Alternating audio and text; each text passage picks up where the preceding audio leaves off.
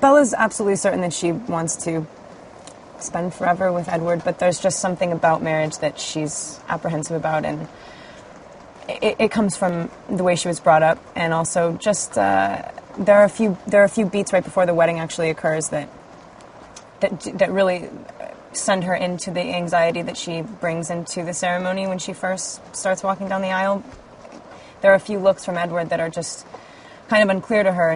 Bella wants to obviously have the baby, and Edward's just terrified of it and thinks that it's going to destroy her, and thinks that she's ridiculous for thinking that she's strong enough to have a vampire baby, because he thinks it's just like, you know, Satan's spawn, because that's how he feels about himself.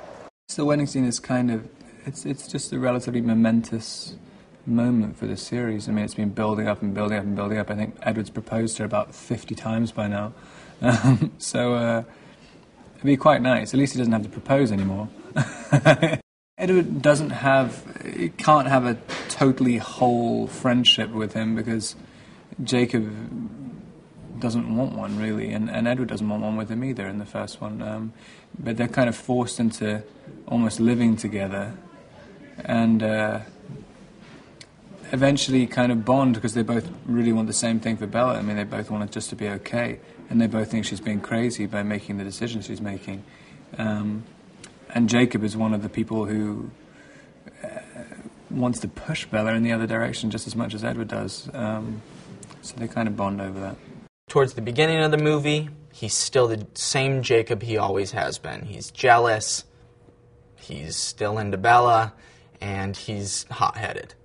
Throughout the movie, he matures a ton.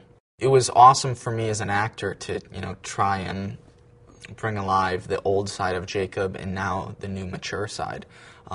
But as an audience, and even for me, to watch Jacob transform like this, it's cool, but it's weird, because Jacob starts out the movie as this young teenager, liking this girl that he can't get, and throughout the whole movie, he splits from his pack.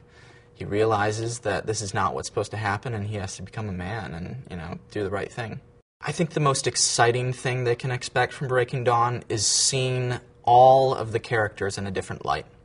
All of the characters change so much from the beginning of the movie to the end. And I think that's going to be really exciting to see.